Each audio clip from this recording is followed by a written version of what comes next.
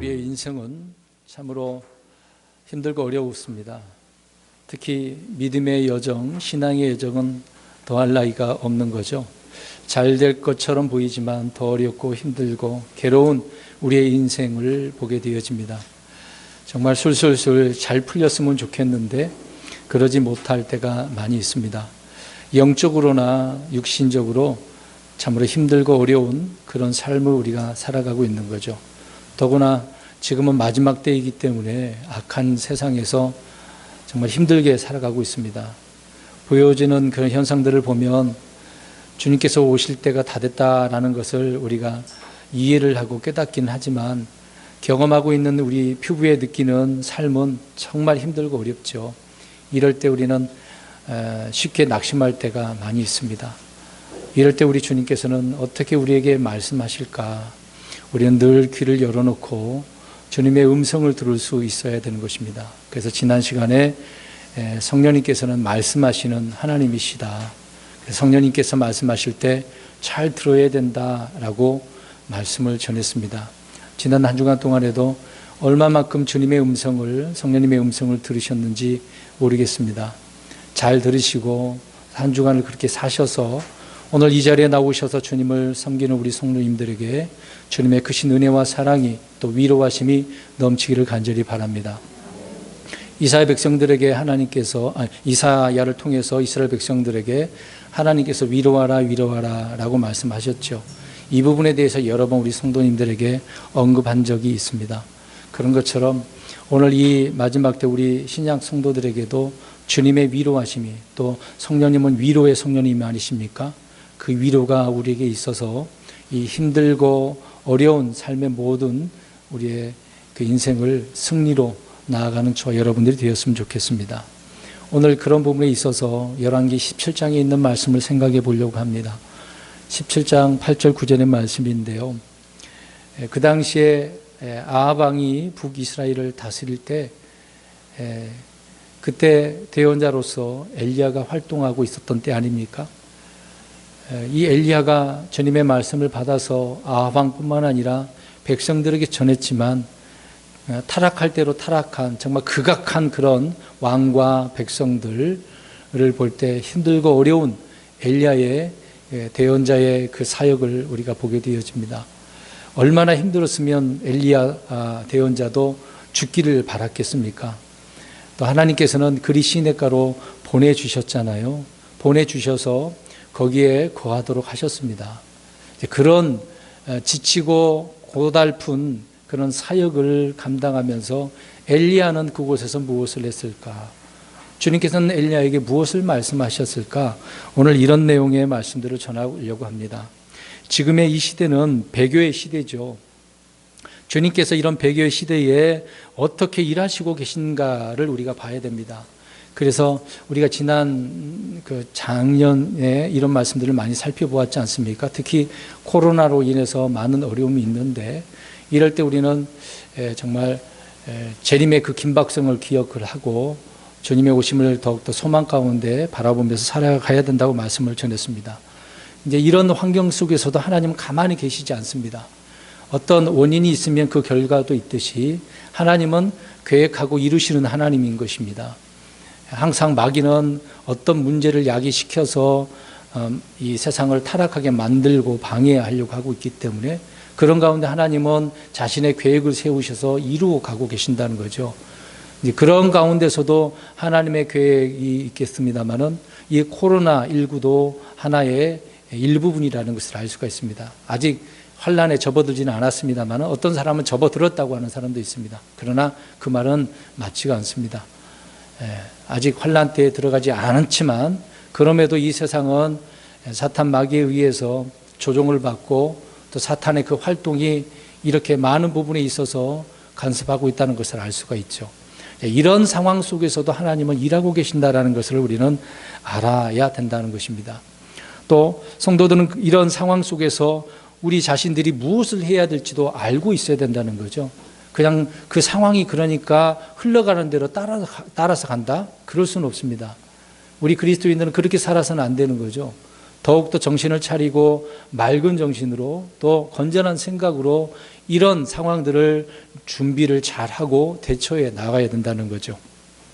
그래서 무엇을 해야 되는가, 그것이 중요한 건데 그것을 알려면은 말씀밖에 없습니다.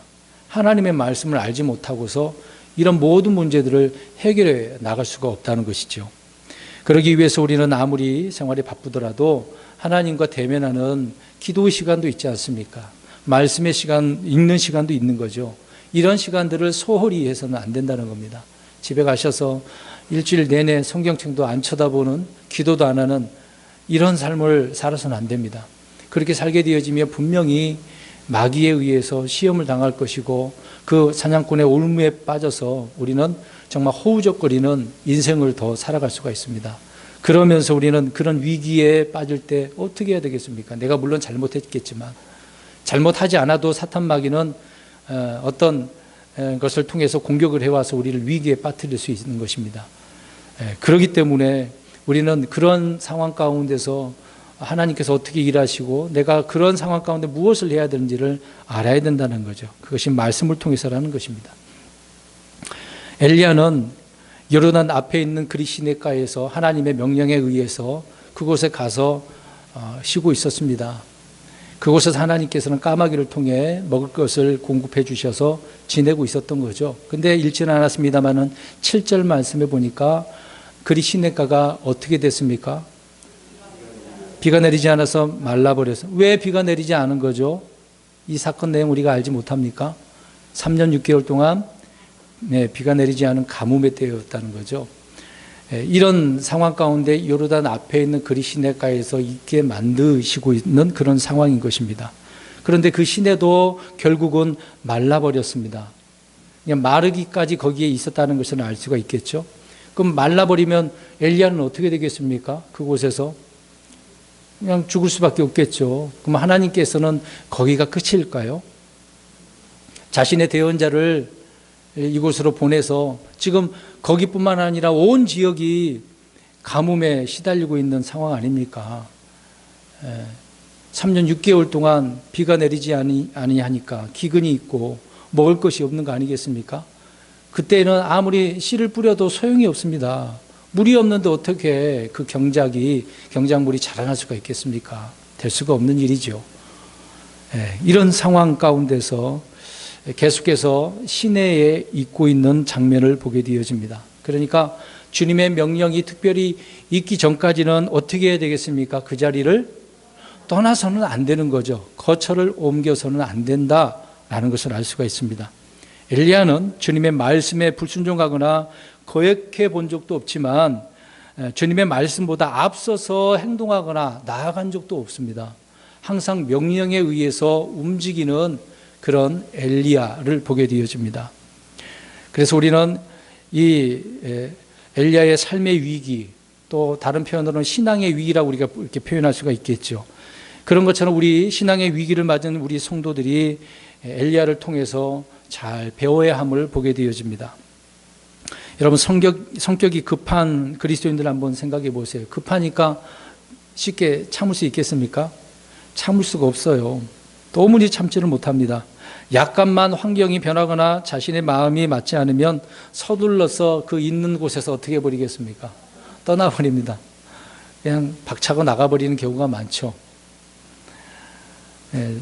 뭐 이렇게 표현할 수도 있습니다. 성격이 급하면 뭐 직장도 어떻게 될까요?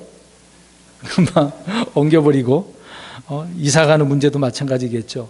심지어 자기가 이제 교회 생활을 거기에 있다가 교회도 옮겨버리는 경우도 많습니다. 영적으로나 성경적인 기준이 바로 말씀을 통해서 되어야 되는데 그 기준이 누가 되는 것입니까?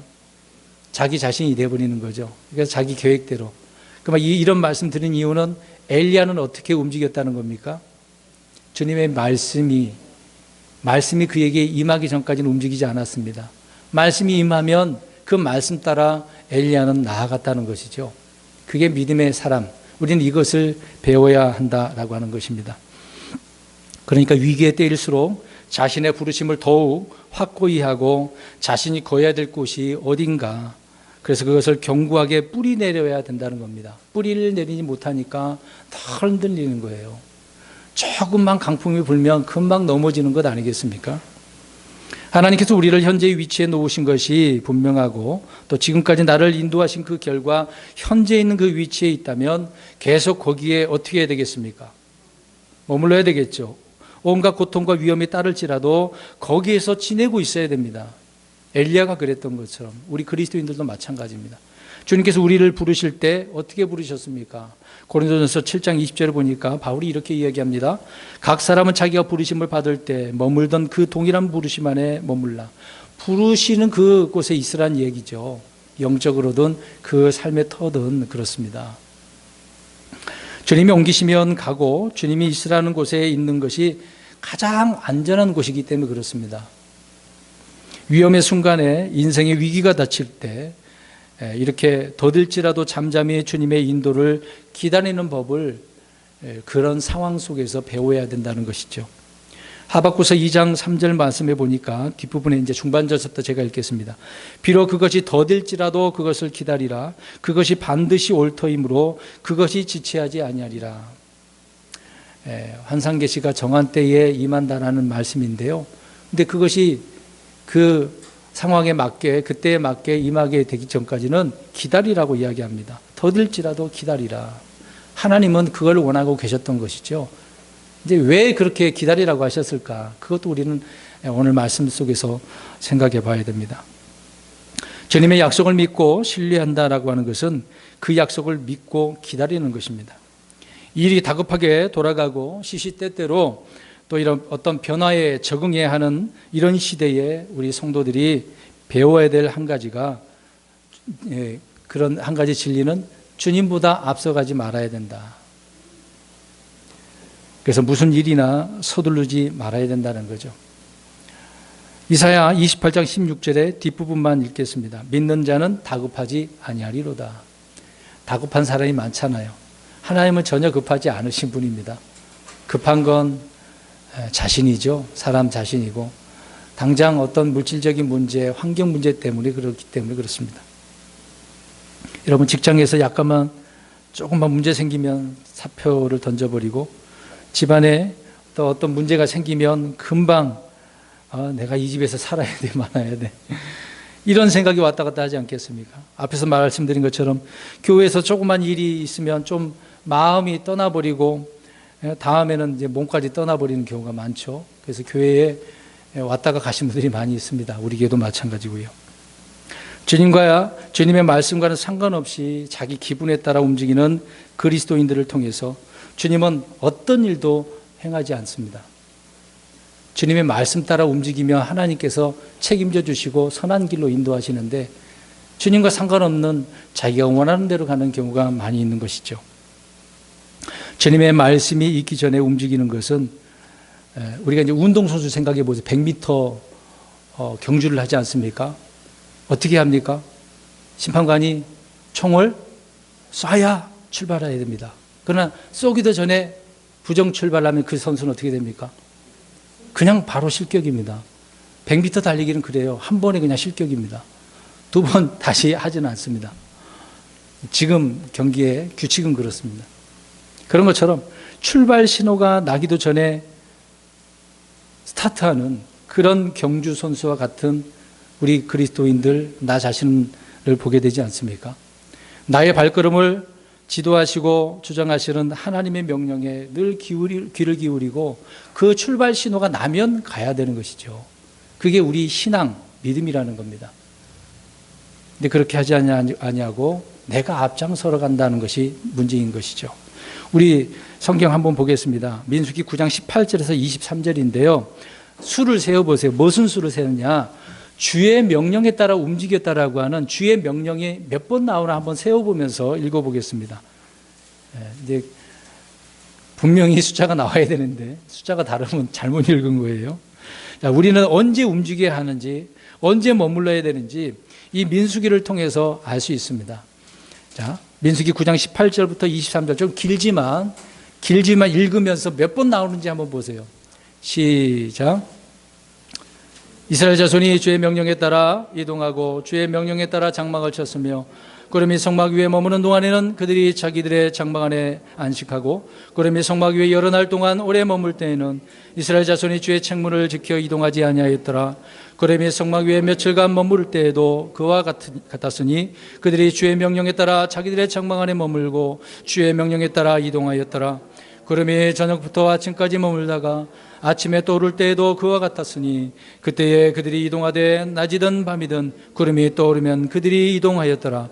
이틀이든지 한 달이든지 1년이든지 구름이 성막 위에 머물러 그 위에 남아있을 동안에는 이스라엘 자손들이 자기들의 장막 안에 머물고 이동하지 아니하다가 그것이 떠오르면 이동하였으니 그들이 주의 명령에 따라 장막 안에서 안식하고 주의 명령에 따라 이동하였으며 또 모세의 손으로 주신 주의 명령에 따라 주의 책무를 지켰더라. 아멘. 주의 명령이 몇 번 나와요? 7번 나오네. 그러니까 주의 명령에 따라 그들이 움직였습니다. 구름 따라 장막을 치든 내리든 어떤 간에 주의 명령. 그러니까 이스라엘 백성들이 어떻게 움직였는지 어떻게 머물렀는지를 말씀해 주고 있는 거죠. 이것을 우리 그리스도인들도 교훈 삼아야 되지 않겠습니까? 그래서 오늘 말씀을 선정한 이유가 그것이죠. 엘리야도 어떻게 움직였다고요? 주의 말씀에 따라, 주의 명령에 따라 움직였다는 것입니다. 주님의 약물인 이스라엘 백성들은 이 문대로 움직이는 것이 아니었다는 거죠. 이집트에서 나온 모세를 통하여 이끌림을 받은 이스라엘 백성들은 철저히 주의 명령에 따라 움직였다는 것이죠. 주님께서 그들의 하루하루를 그렇게 인도하셨고 나아갈 때나 머무를 때나 이렇게 모든 환경도 주님께서 만드시고 인도하셨다는 것을 알 수가 있습니다. 오늘 엘리야 역시 마찬가지입니다. 하나님은 자신의 사역자나 또 자신의 그 사역을 받는 양들이나 모두 동일한 원칙으로 인도하십니다. 앞에 있는 목사든 간에 성도님들 간에 하나님은 동일하게 그렇게 인도하시는 겁니다. 그리 시내가에 얼마나 머물지 그리고 나서 어디로 가게 됐다든지 그런 식의 생각이나 또 행동은 있을 수 없겠죠. 자신의 생각으로 해서는 안 된다는 겁니다. 이것은 오늘날 자기 이무대로 신앙생활을 하는 그리스도인들이 기본적으로 명심해야 될 부분이라는 것입니다. 지금까지도 단 한 번도 주님의 명령과 뜻대로 살아본 순종의 경험이 없는 그리스도인들은 항상 자신이 계획하고 자신이 움직이고 그렇게 살아갑니다. 그러면서 거기에다가 하나님 앞에 뭘 해달라고 할까요? 복을 달라고, 축복해달라고 그렇게 구합니다. 자기 계획대로 자기가 마음대로 해놓고서 하나님 그 위에다가 복을 내려주세요. 여러분 어떻게 하겠습니까? 우리 성도님들이 만약에 하나님이라고 가정을 한다면 자신의 백성들이 이렇게 나오면 어떻게 하시겠습니까? 복을 주시겠습니까? 대답 안 하신 분들은 뭐죠? 복을 주시겠냐 이 말이죠. 안 주시겠죠.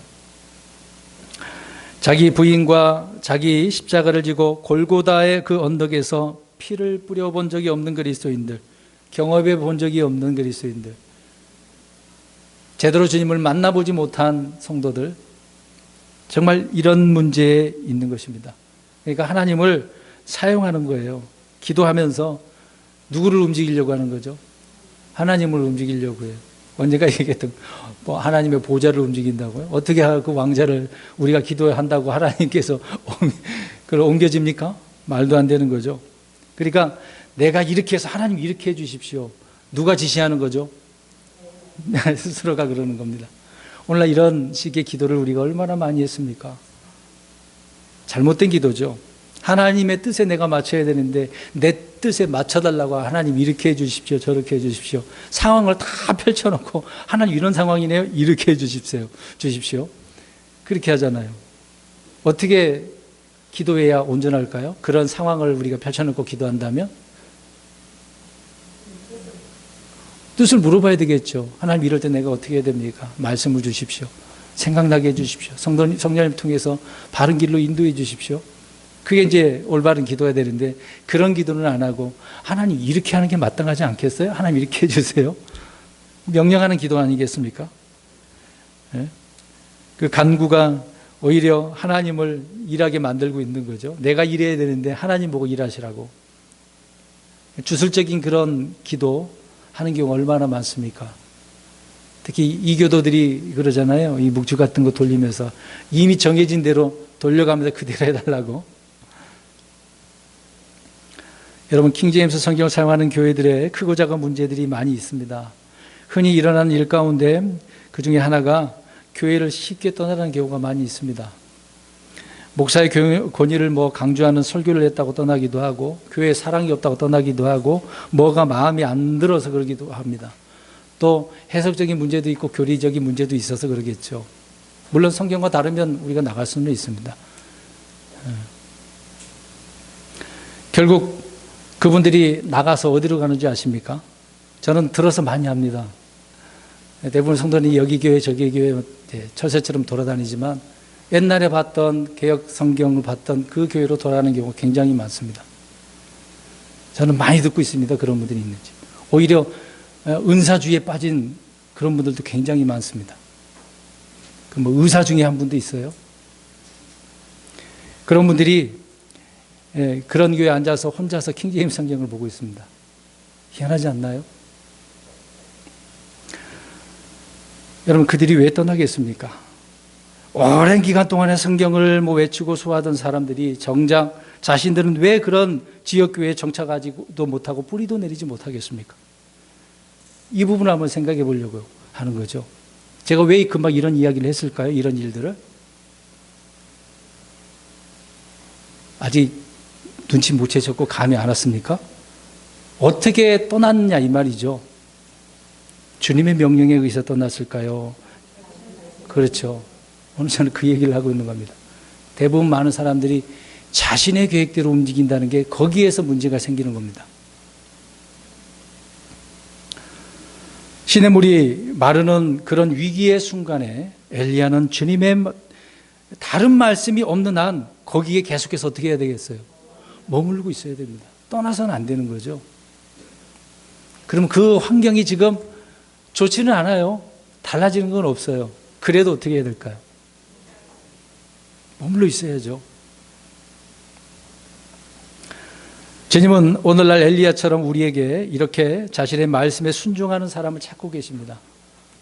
어떠한 상황이든 간에 주님께서 말씀하기 전까지는, 말씀이 임하기 전까지는 움직이면 안 됩니다. 앞에서 말씀드린 것처럼 그 자리가 가장 어떤 곳이라고 그랬습니다. 안전한 곳이에요. 안전한 곳입니다. 하나님께서는 이런 순종하는 사람을 찾고 계시는데 사람들은 무엇을 찾는지 아십니까? 그런 상황 속에서 방법을 찾습니다. 사람이 없으면 그 땅은 망하는 거죠. 오늘날 교회도 많고 교인도 많습니다. 스스로 헌신된 그리스도인들도 많이 있습니다. 그러나 정작 주님 말씀대로 순종하고 말씀대로 행하는 그리스도인은 거의 찾아보기가 어렵습니다. 참 희한하지 않습니까? 저는 킹제임스 성경을 보고 이게 더 잘생긴 줄 알았습니다. 특히 이제 성도진들은 둘째치고 목양자들은 더 잘 살 줄 알았습니다. 잘할 것 같습니까? 저 역시도 부족한 게 많습니다. 그게 잘 안 돼요. 주님은 알아서 충성하는 사람들을 찾으시는 것이 아니라 주님의 말씀에 가감하지 아니하고 믿고 순종하는 그런 신실한 성도, 신실한 종들을 찾고 계신다는 거죠. 위기의 순간, 고통과 고난 가운데 살아가는 성도들이 더욱 바라고 믿어야 될 것은 자신이 아니라 누구여야 되겠습니까? 주님 한 분이어야 된다. 우리 성경을 보겠습니다. 오늘 본문 다시 보십시오. 주의 말씀이 누구에게 임했습니까? 자, 지금 전까지는 7절까지는 어떤 상황이에요? 그리시네가에서 물이 말랐어요. 계속해서 있는 상황이에요. 그러니까 그때 하나님께서 어떻게 하신 거예요? 말씀이 임했어요. 뭐라고 말합니까? 9절. 너는 일어나 시돈에 속한 사르밧으로 가서 거기 거하라. 자, 하나님 명령이 떨어졌네요. 떨어졌어요. 사르밧으로 가는데요. 자, 엘리야 편에서는 미리 계획을 세우고 살 방도를 찾기 위해서 이 말씀을 보니까 계획을 세울 필요가 있어요, 없어요? 없어요. 명령이 그냥 있기만 하면 하나님께서 인도하시니까. 준비를 다 해놓고 있잖아요. 읽지 않은 뒷부분을 보세요. 보라, 내가 그곳의 과부 여인에게 어떻게 하셨어요? 명령. 이 부분에 대해서 예전에 설교한 적이 있습니다. 두 사람 다 하나님께 명령하신 거잖아요.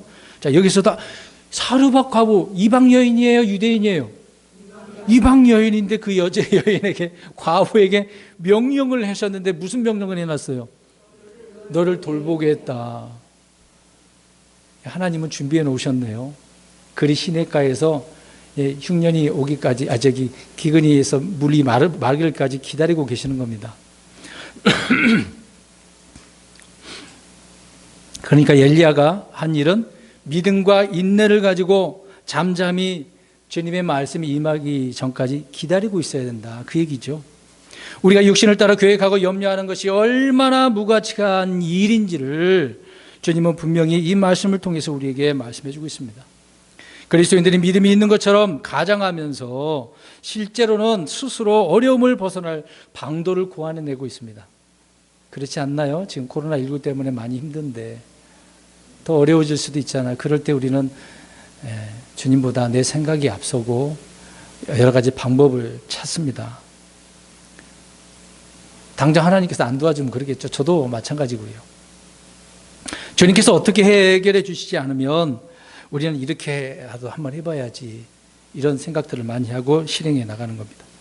이런 것들은 주님께서 주시는 말씀도 아니고 명령도 아니고 믿음도 아닌 것이죠.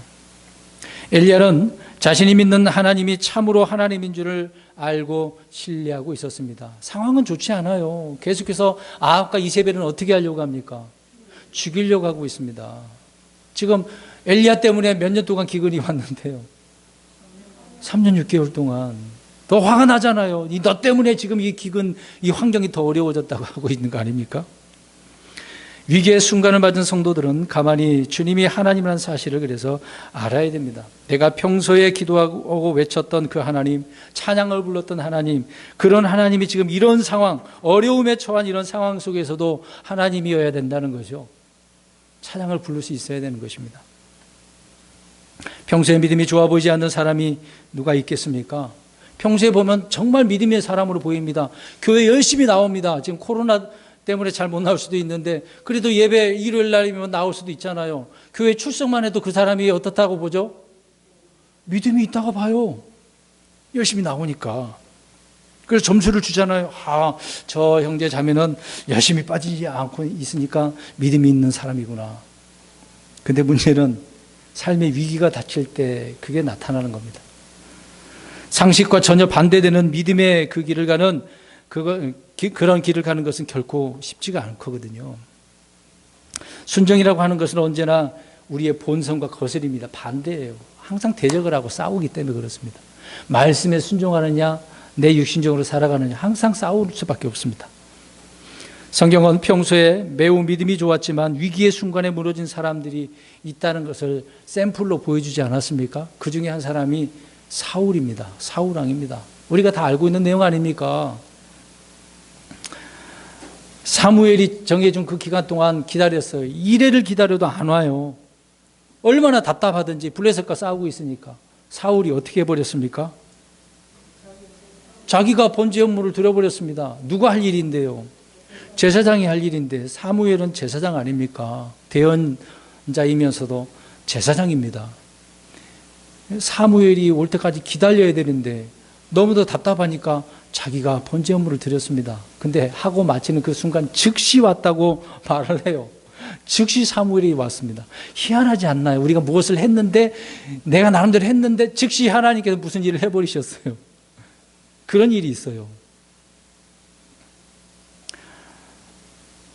사울이 바로 그런 사람이었습니다. 백성들은 그런 상황에서 전의를 잃고 도망가 버리고, 또 화살이 또 자기에게 오니까 얼마나 급했겠어요. 다급하다 그랬지 않습니까? 우리 믿는 사람들은 다급하지 아니한다라고 아까 그랬지 않았습니까? 근데 얼마나 다급했으면. 여러분, 그렇게 해서 전쟁에서 이겼다고 한다면 좋긴 했겠죠. 근데 이길 수 있겠습니까? 이스라엘은 하나님이 아니면 전쟁에서 이길 수 없습니다. 특히 주님의 명령에 순종하느냐 안 하느냐, 다른 거 필요 없습니다. 쳐들어오고 진을 쳐도 상관없습니다. 주님의 명령에 순종하면 그런 상황도 어떻게 될까요? 쉽게 해결합니다. 누가 해결할까요? 주님이 해결하십니다. 갑자기 막 바람 불게 하든 풍문이 들게 하든 그런 일들이 많이 기록되어 있잖아요. 그러니까 그런 하나님을 신뢰해야 되는 것이죠. 사울은 다급한 마음이 급한 나머지 사무엘이 들어야 할 그 허물을 자신이 이렇게 들었기 때문에 하나님이 이제 이 사울 왕을 그냥 내버려 두시는 것이죠. 유기된 상태가 되는 것입니다. 그러니까 하나님이 함께하지 않으시니까 그의 속에 뭐가 항상 들어갔다 나갔다 합니까? 악령이 들어가는 거죠. 들어가면 악한 일을 더 하게 되고 심각한 상태에 이르게 되는 겁니다. 많은 경우에 우리는 사울처럼 위기의 순간에 주님을 기다리는 데 실패하고 자기 방법대로 내 계획대로 일을 저지르고 주님께서 책임져 주시기를 기도합니다. 내가 다 이렇게 벌려놓고서 이제 망가질 때는 망가졌어요. 그래도 하나님 의지한다고 하나님 도와달라고.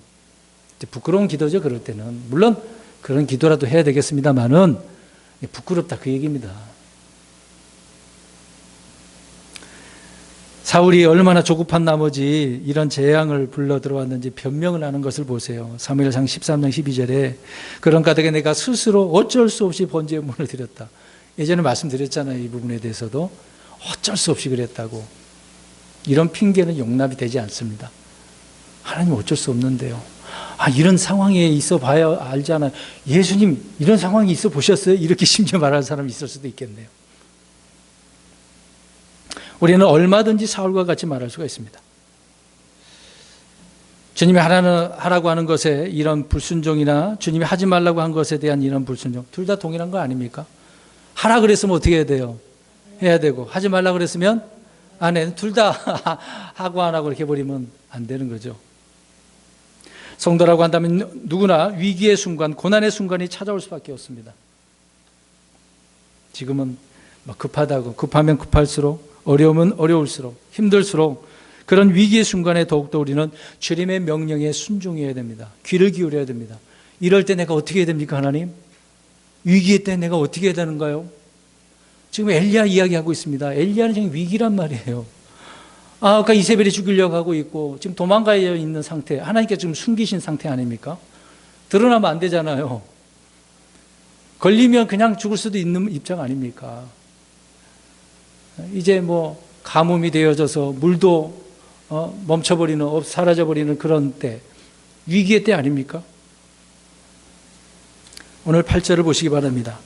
주님을 믿고 기다리고 있었던 엘리야에게 말씀이 오게 되어진 거죠. 말씀이 임하게 되어집니다. 주의 말씀을 기대하지 않고 갈망하지 않고 기다리지 않는데 갑자기 막 머리를 팍 치는 그게 임하겠습니까? 기다려야 되는 거죠. 그냥 있는다고 해서 오는 건 아닙니다. 평소에 이런 상황 가운데서 기다리셔야 돼요. 주님, 물론 오시기를 우리가 소망해야 되겠습니다만 이런 상황을 이겨낼 수 있도록 말씀을 주십시오. 무슨 말씀이 내게 임하는지 기다려야 되는 거 아니겠습니까? 그런 말씀들이 묵상을 통해서 올 수도 있습니다.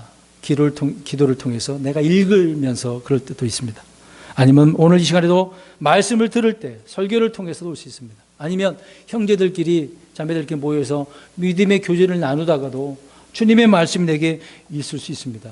그렇게 하나님은 끊임없이 말씀을 공급해 줄 수도 있습니다. 내가 빨리 못 알아차리면 다른 방식으로 알려주시는 경우가 있거든요.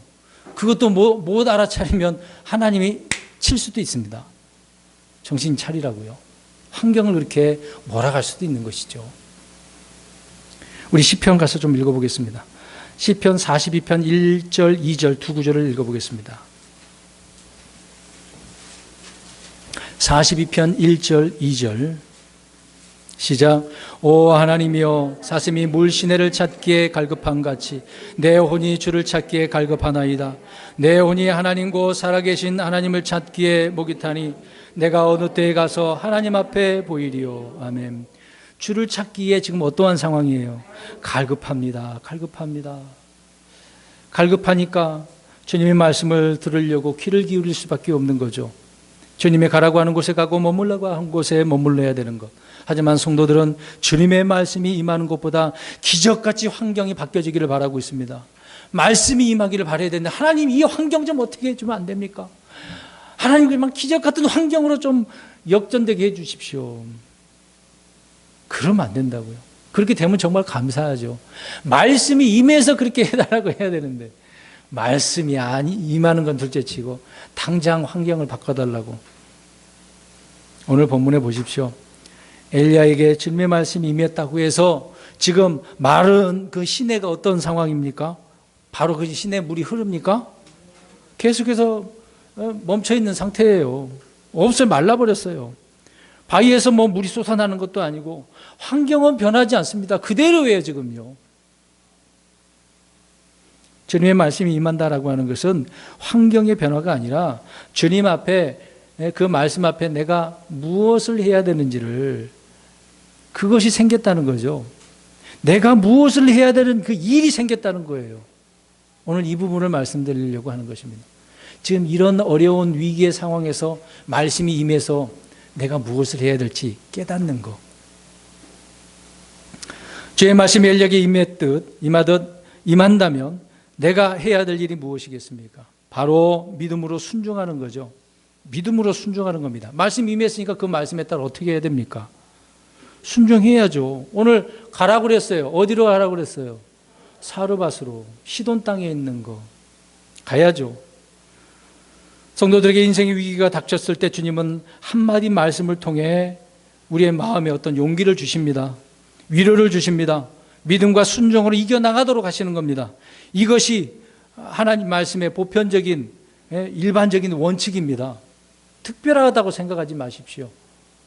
갑자기 뭐 이스라엘 백성들에게 눈 깜짝 보이는 거 표적 기적을 바라지 마십시오. 하나님 그냥 지금 이 시대 때는 말씀 던져주고 끝나는 겁니다. 그 말씀에 어떻게 하라고요? 순종하고 나아가면 되는 겁니다. 그게 하나님께서 말씀하시는 원하시는 원칙이에요. 문제는 성도들이 순종하기를 싫어하기 때문에 그렇습니다. 왜 그러냐면 순종해야 되면 상당한 대가가 따르거든요. 손해도 볼 수도 있습니다. 이미 펼쳐놓고 빚진 거 더 힘들고 어려울 수도 있죠. 우리 성경 한 구절 보겠습니다. 예레미야 44장 16절 보시기 바랍니다.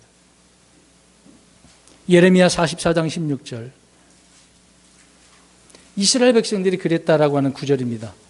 말씀이 선포됐는데 어떻게 했는지 보십시오. 44장 16절 시작.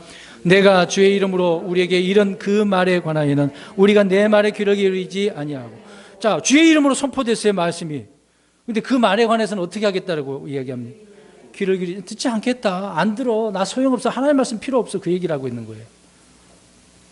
말씀이 임했지만 이스라엘 백성들은 순종하지 않았다는 거예요. 여러분, 하나님께서 순종하지 않을 자녀에게 무엇 때문에 계속해서 말씀을 주겠습니까? 순종하는 자에게 주는 거지.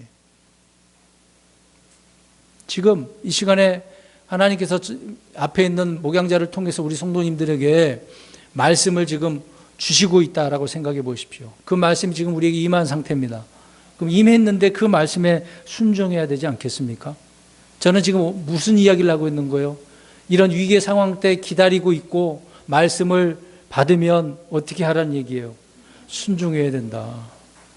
그때 말씀이 임하면 움직이면 되는 거 아닙니까?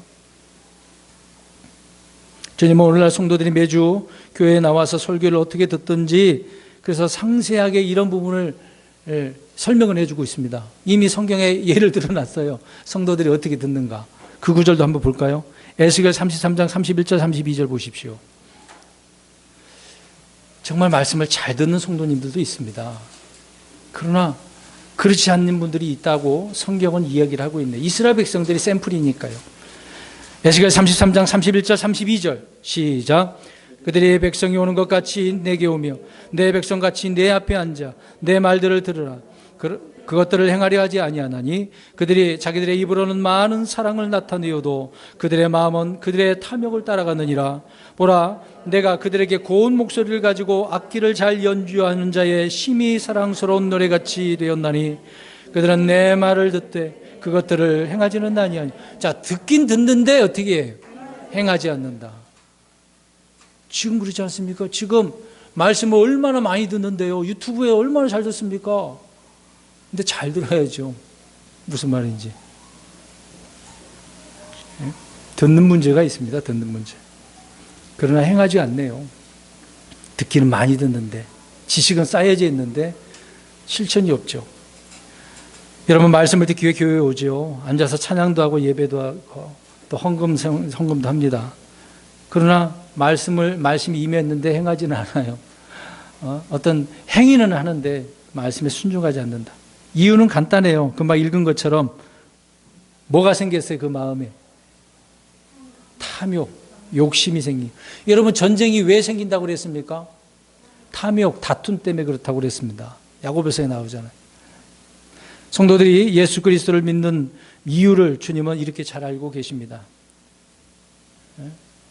정말 신실하게 주님을 믿는 사람이 있는 반면에 탐욕 때문에. 제가 장로교 개척을 해서 평택 포승이 하지 않았습니까? 근데 포승은 유동인구가 공단이기 때문에요. 먼 지역에서 일하고 가는 분들이에요. 일주일 동안 그렇게 하다 가신 분이 있고 몇 달을 하다가 몇 년을 하다 가신 분들이 많았거든요. 벌써 이제 제가 여기 평택에 온 지가 12년 가까이 되는데요. 근데 그 지역이 바로 이런 부분입니다. 교회를 왜 찾아가는지 아십니까? 그런데 작은 교회는 잘 안 갑니다. 개척교회는 잘 안 가고 주로 큰 교회를 가거든요. 왜 가는지 아십니까? 다 장사하시는 분들이에요. 왜 간다고 생각하세요? 자기 장사 PR하려고 합니다. 그 교회 갔는데 돈이 안 되면 또 다른 교회 갑니다. 제 눈으로 봤습니다. 그 얘기를 많이 들었고요. 목사님들하고 친하기 때문에 자주 들어요. 탐욕입니다. 여러분, 이런 탐욕은 십자가에 못 박아서 처리해야 될 문제잖아요. 매일매일 못 박는 거잖아요. 순간순간마다. 그래서 성도들은 주님의 말씀이 임하는 것보다 주님께서 아무 말 하지 않으시고 환경을 바꿔주시는 것을 이렇게 원하고 있는 거, 사람들은요. 하나님 이렇게 해주십시오. 저렇게 해주십시오. 주님의 말씀은 말씀드린 것처럼 사람들의 본성을 거스립니다. 정반대의 일을 하고 계시기 때문에 그렇습니다. 주의 말씀이 엘리야에게 임했어요. 그렇다고 달라진 것은 아무것도 없다고 우리는 말씀을 통해서 알 수 있습니다. 오히려 엘리야는 그리 시내가에서 지금 엄청난 거리, 동쪽 요르단 쪽하고 시돈 지방까지 걸어가려면 키로수로 따지면 160km 정도 된다고 합니다. 거리상 그래요. 지금의 지도로 봐도 그렇습니다. 그 멀리 떨어진 시돈으로 떠나야 돼요. 그럼 가는 길은 어떨까요? 그늘진 것도 있겠습니까? 그냥 광야길을 걸어가는 거죠.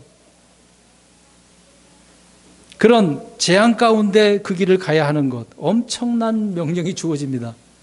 좋은 상황도 아니잖아요. 말씀이 임했다고 그러면 다 해결될 줄 알았단 말이죠. 근데 그렇지는 않아요. 물론 시돈에 가서 하나님께서는 뭔가 먹을 것을 주시고 3년 6개월 동안 있게 하시려고 하시는 부분이 있겠습니다만, 가는 길이 지금 어떻다고요? 평탄하지는 않아요. 좋은 환경이 아닙니다.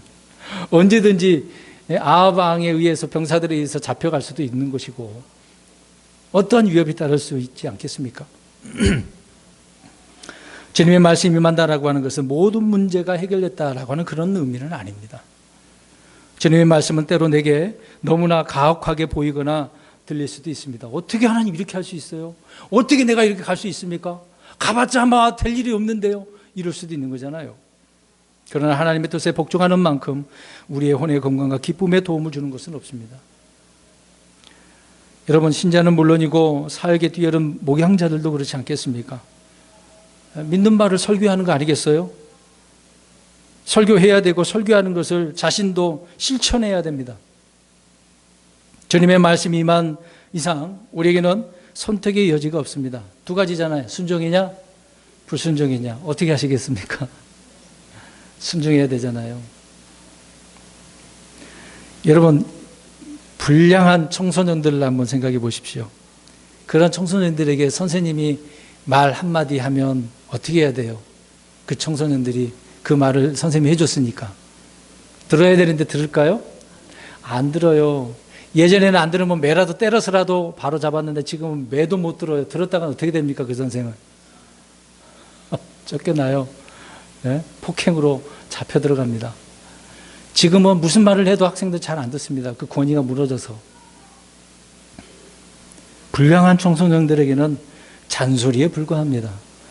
우리 자기 집안의 자녀들이 불량하면은 부모가 잔소리를 합니다. 이래라 저래라. 근데 어떨까요? 자녀들이 잔소리로 들어요. 이와 같이 오늘날 성도들에게도 주님의 말씀이 어떻게 들리겠습니까? 이 불량한 청소년들처럼 하나님의 말씀이 잔소리로 들려요. 오늘 저는 지금 말씀에 순종하라고 말씀드리고 있는데 어떻게 들리십니까? 아, 목사님 또 오늘도 잔소리 하는구나. 그렇게 들리시나요?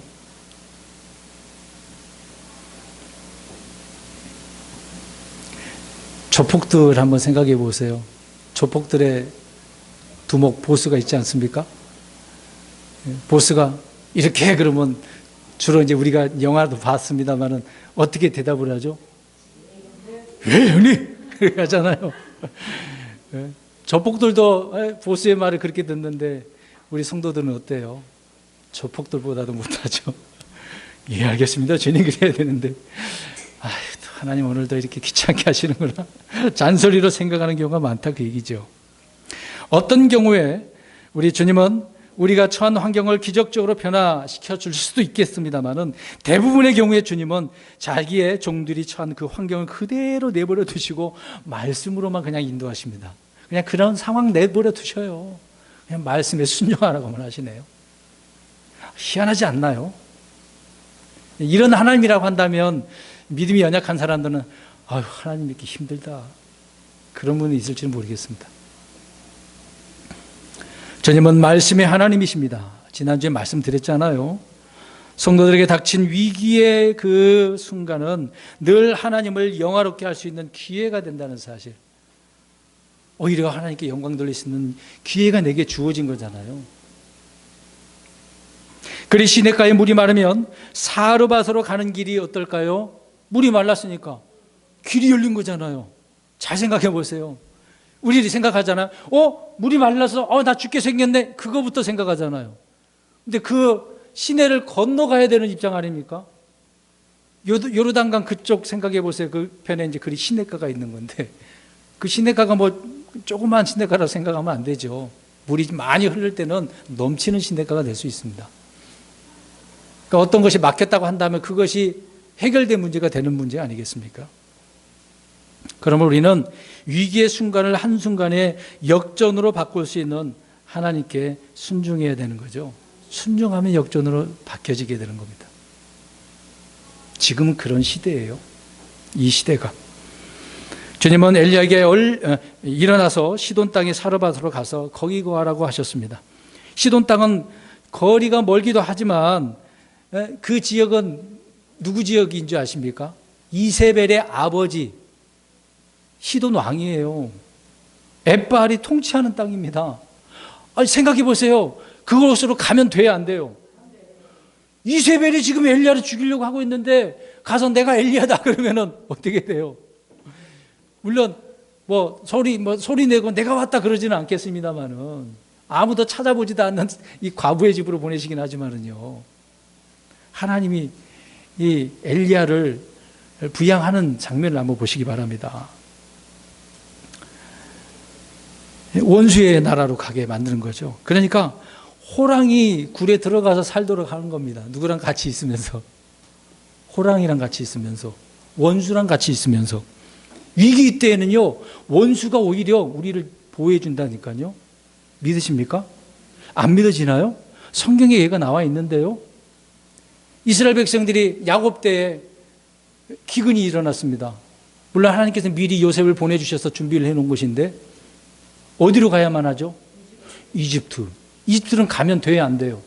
분명히 안 된다고 그랬는데 그때는 지금 어떻게 해야 됩니까? 하나님께서 뭐라고 그러셔요? 가라고 하셨어요. 가면 안 돼요. 아브라함 때도 갔다가 낭패를 봤잖아요. 이삭 때도 그렇고. 가면 안 돼요. 근데 이때에서는 가야만 했단 말이죠. 왜? 그들을 그렇게 보내서 고센 땅에 많은 사람을 번성하게 하고 또 거기서 나오게 하는 하나님의 목적이 있기 때문에 그렇습니다. 근데 그것뿐인가요? 모세가 태어날 때 어떻게 됐습니까? 다 어떻게 해야 돼요?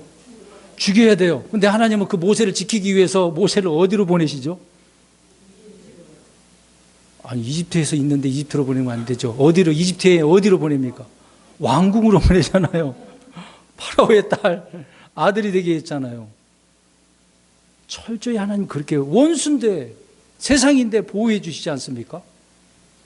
예수님, 어떻게 했습니까? 예수님을 마리아 요셉과 같이 어디로 보내십니까? 모르시나요? 예수님이 어디로 피신하셨어요? 이집트로 갔는데 마태복음에 나오잖아요. 하나님께서 왜 이집트로 보냅니까? 세상이고 원수고 악한 자들이 사는 곳인데. 그러니까 위기 때 하나님은 이렇게 보호하신다는 겁니다. 우린 좋은 환경에서 하나님께서 책임져 주실 줄 알죠? 아니에요. 오히려 그런 상황에서 더 악한 곳인데도 보호하신다니까요. 지금 엘리야도 그렇잖아요. 저 이방 땅이고 원수의 땅이고 가면은 걸리기만 하면 죽는데 사르밧 과부에게 보내셔서 부양하시는 겁니다. 이게 하나님의 방법이에요. 참 이거 생각해보면 엘리야가 참으로 납득하기 어려운 상황 아닙니까? 왜 하나님 하필이면 시돈입니까? 요나가 이제 니느웨 그걸 비판한 것처럼 하나님 내가 거기 왜 갑니까? 갔다면 큰일 날 텐데요. 근데 엘리야는 그런 말을 해요, 안 해요? 안 해. 그런 말이 없어. 요나는 막 짜증냈죠. 내가 왜 갑니까? 그랬죠. 근데 엘리야는 가잖아요. 여러분, 과부가 꼭 저 시돈에만 있습니까? 어디에도 있어요. 이스라엘에도 있잖아요. 이제 그런 얘기가 이제 신약에 와서 나오지 않습니까? 시돈은 팔레스타인 땅 바깥의 이방 지역, 이게 북쪽입니다. 이스라엘 땅 북쪽이죠. 주님은 우리의 이성과 상식을 쏙누리쳐 그냥 무너뜨리는 그런 말씀을 통해서 믿음으로 연단시키는 겁니다. 이런 장소에 보내셔서 더 겸손하게 만드시고 하나님을 바라보게 하시고 성장하게 하고 있다는 거죠. 주님은 우리가 생각하는 것과 너무나 다르게 역사하실 때가 많습니다. 이제 그걸 아셔야 된다는 얘기예요. 하나님이 이렇게 역사하시는구나. 우리는 내 생각대로 이렇게 하기를 원하지만 하나님의 생각은 다른 경우가 많기 때문에 그렇습니다. 하나님이 엘리야를 돌볼 사람으로 정하신 사람은 부자도 아니고 권력자도 아니고 믿음 좋은 사람도 아니고 이방 여인이에요. 이방 여인인데 하나님을 섬기겠습니까? 근데 그 여자에게 명령하셨다잖아요. 누가 도착하면 그 사람은 내가 보낸 사람이니까 잘 먹여라. 그런 명령을 하신 거죠. 그렇게 자세한 내용은 나오지는 않습니다만은. 힘없는 가난한 과부였습니다. 잘 보세요. 시돈 땅 가면 잘 사는 부자 집에 보낼 줄 알았는데 그것도 아니잖아요. 과부의 집이에요.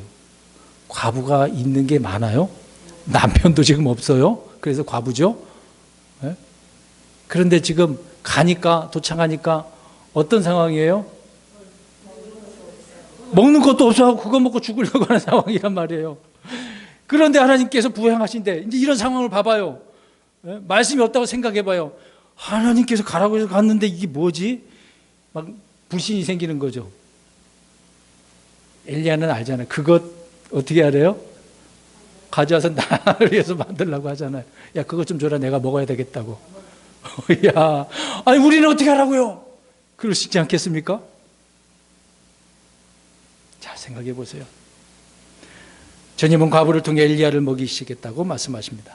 주님은 이런 세상에 약하고 미련한 것들을 사용하셔서 지혜로운 자를 책망하시는 거죠.